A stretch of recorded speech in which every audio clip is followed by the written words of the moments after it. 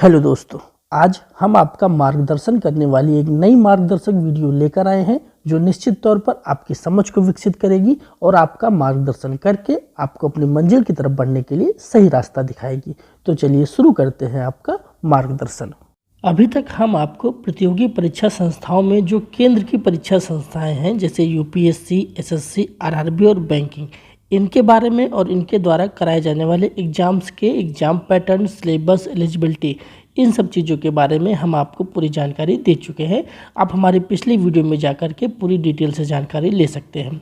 अब हम उत्तर प्रदेश राज्य की जो परीक्षा संस्थाएं हैं जैसे UPPSC, UP triple SC, PNP, माध्यमिक शिक्षा सेवा चयन आयोग और उत्तर प्रदेश पुलिस भर्ती एवं प्रोन्नति बोर्ड, इनके बारे में और इनके द्वारा जो एग्ज़ाम कराए जाते हैं उनके एग्जाम पैटर्न और सिलेबस के बारे में हम धीरे धीरे एक एक वीडियो ला करके आपको जानकारी देते रहेंगे। तो आज हम आपके साथ यूपीपीएससी के बारे में चर्चा करने वाले हैं। इसके द्वारा कराए जाने वाले कुछ एग्जाम्स के बारे में डिस्कस करने वाले हैं। ठीक है, तो चलिए सबसे पहले हम यूपीपीएससी के बारे में कुछ जान लेते हैं। यूपीपीएससी को Uttar Pradesh public service commission कहा जाता है, जिसको हिंदी में उत्तर प्रदेश लोक सेवा आयोग कहते हैं। यूपीपीएससी के थ्रू ग्रेड ए और ग्रेड बी के जो पद होते हैं उनकी भर्ती की जाती है। यह एक संवैधानिक संस्था होती है और इसकी वैकेंसी आपको हर साल देखने को मिलती रहती है। चलिए अब हम ये देख लेते हैं कि यूपीपीएससी कौन कौन से पेपर करवाता है। जैसे ये यूनानी चिकित्सा अधिकारी का एग्जाम करवाता है, सम्मिलित राज्य कृषि सेवा का एग्जाम करवाता है, प्रवक्ता राजकीय इंटर कॉलेज, जो गवर्नमेंट इंटर कॉलेज होते हैं जिनमें 11-12 के जो अध्यापक बनते हैं उनका एग्जाम में करवाता है, स्टाफ नर्स का करवाता है, सम्मिलित राज्य प्रवर अधीनस्थ सेवा का एग्जाम करवाता है और सहायक वन संरक्षक या क्षेत्रीय वन अधिकारी का जो प्री एग्जाम होता है वो करवाता है।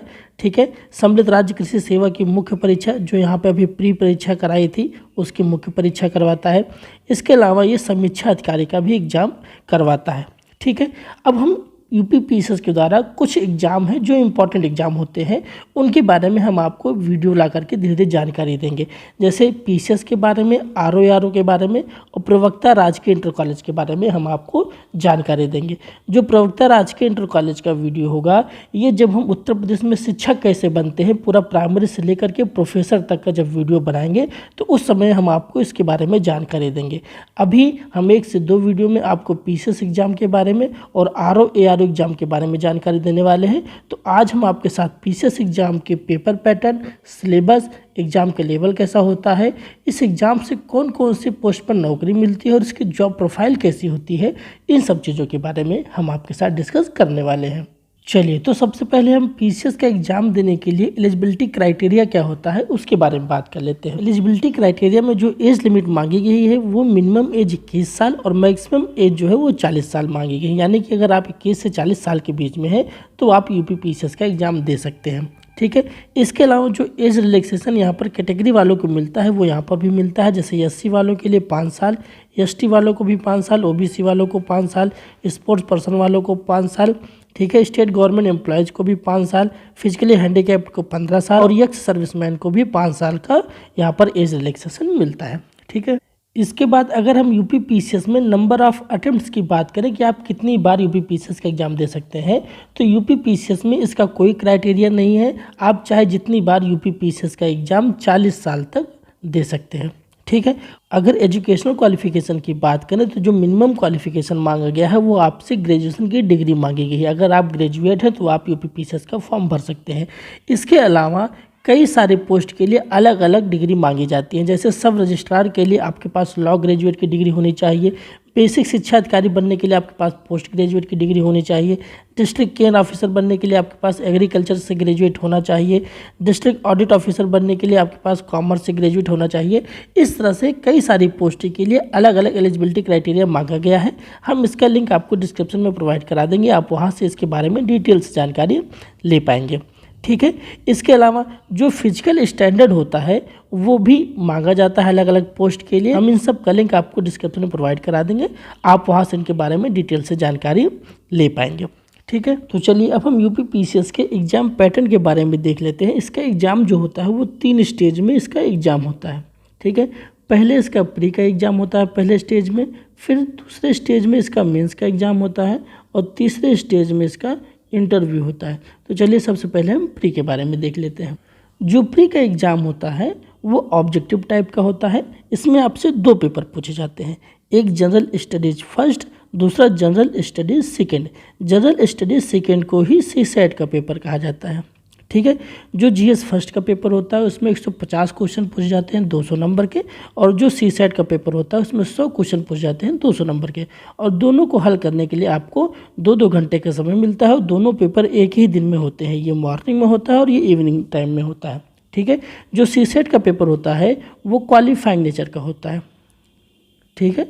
इसमें आपको 33% नंबर लाना ही ज़रूरी होता है। 33% नंबर आप लाते हैं तो आप इसमें पास माने जाते हैं, ठीक है। और जो नेगेटिव मार्किंग होती है इन दोनों में वो 1/3 होती है, ठीक है। तो ये था प्री का एग्ज़ाम पैटर्न। चलिए अब हम मेंस के एग्ज़ाम पैटर्न के बारे में देख लेते हैं। तो जो मेंस का एग्ज़ाम होता है वो सब्जेक्टिव होता है, यानी कि इसमें आपको लिखना पड़ता है। इसमें टोटल 8 पेपर होते हैं, ठीक है। इन 8 पेपर में पहला पेपर जो होता है हिंदी का, दूसरा हिस्से का, तीसरा GS फर्स्ट, चौथा GS सेकंड, पांचवा GS थर्ड और छठा GS 4 होता है। सातवां ऑप्शनल पेपर 1 और 8वां ऑप्शनल पेपर 2 होता है। ये दोनों जो ऑप्शनल पेपर होते हैं ये एक ही सब्जेक्ट के होते हैं, यानी कि ऑप्शनल में आपको एक सब्जेक्ट लेना होता है और उसके 2 पेपर कराए जाते हैं, ठीक है। जो हिंदी होता है वो 150 नंबर का होता है, इससे 150 नंबर का होता है।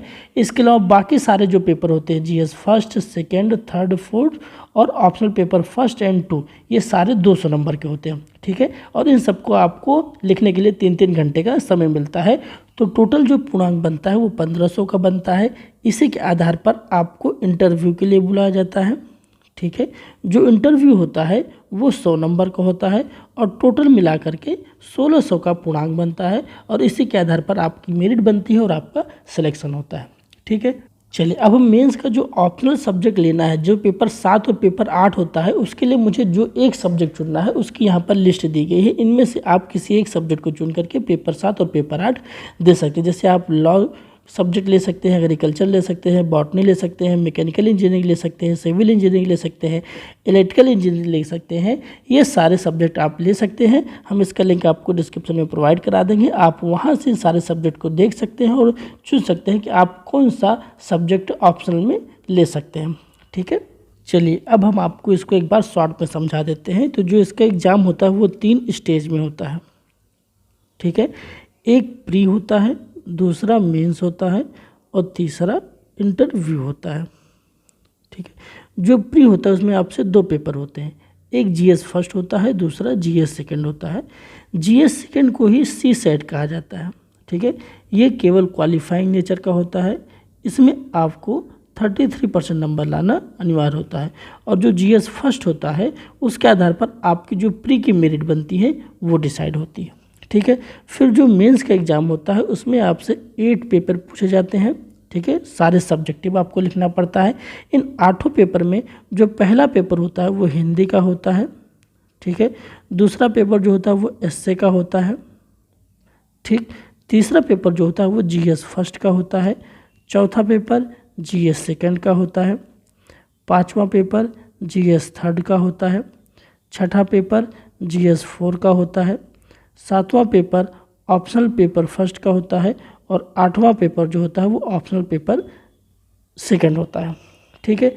हिंदी और एस्से जो होता है ये दोनों 150 नंबर के होते हैं, और बाकी सारे पेपर 200 नंबर के होते हैं, ठीक है। इस तरह से जो टोटल पूर्णांक बनता है वो 1500 नंबर के बनता है। इस 1500 नंबर के आधार पर आपको इंटरव्यू के लिए बुलाया जाता है, ठीक है। इंटरव्यू जो होता है वो 100 नंबर का बनता है, 100 नंबर का होता है। तो टोटल जो हो जाता है वो 1600 नंबर का पूर्णांक होता है, और इसमें आप जितना नंबर लाते हैं उसी के आधार पर आपका सिलेक्शन होता है, ठीक है।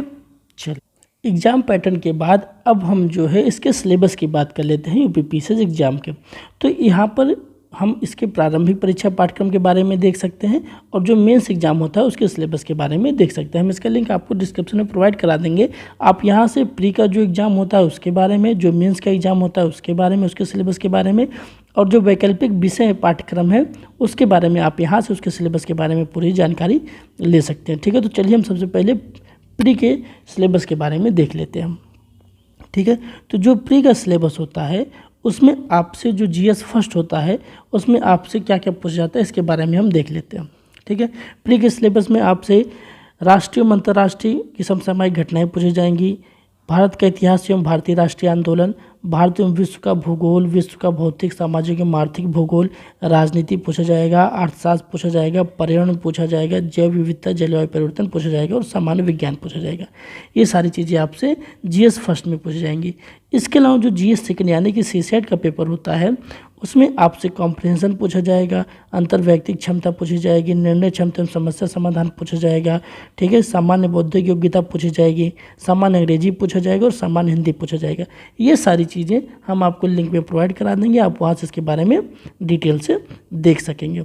ठीक है, इसके अलावा अगर आपको मेंस का सिलेबस देखना है, आप यहाँ से सामान्य हिंदी का सिलेबस देखकर डाउनलोड करके अपने पास रख सकते हैं, प्रिंट आउट निकाल सकते हैं, निबंध का सिलेबस दे सकते हैं, जीएस फर्स्ट, सेकंड, थर्ड और फोर्थ का सिलेबस दे सकते हैं। ठीक है, इसके अलावा जो वैकल्पिक विषय आप चुनेंगे उसका भी सिलेबस यहाँ पर दिया हुआ है, आप उसके बारे में यहाँ पर डिटेल से देख पाएंगे। ठीक है, आपको जो भी सब्जेक्ट लेना है उसके सिलेबस के बारे में, जैसे कृषि का सिलेबस दिया गया है, ठीक है, जूलॉजी का सिलेबस दिया गया है, रसायन विज्ञान के सिलेबस दिया गया है, सारे सिलेबस यहाँ पर दिए गए हैं। हम ये सारा लिंक आपको डिस्क्रिप्शन में प्रोवाइड करा देंगे, आप जा करके वहाँ से इसके बारे में देख सकते हैं। ठीक है, अगर आप इसको सर्च भी करना चाहें तो आप केवल डालिए UPPCS सिलेबस, ठीक है, ध्येय IAS हिंदी।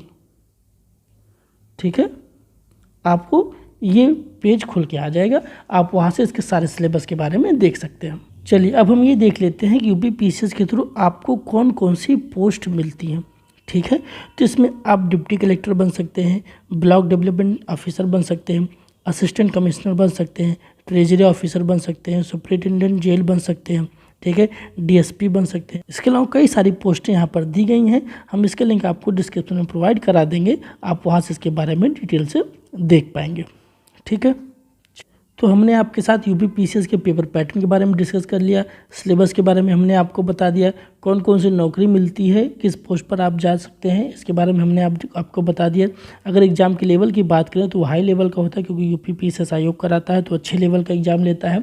ठीक है, और जॉब प्रोफाइल जो होती है वो सबसे शानदार होती है, क्योंकि आप ग्रेड A और ग्रेड B पोस्ट पर जॉब पाते हैं।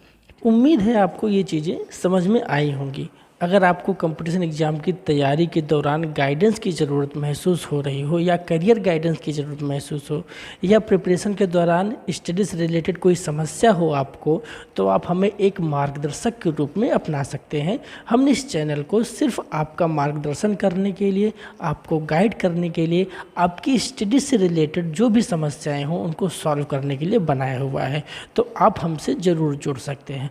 धन्यवाद।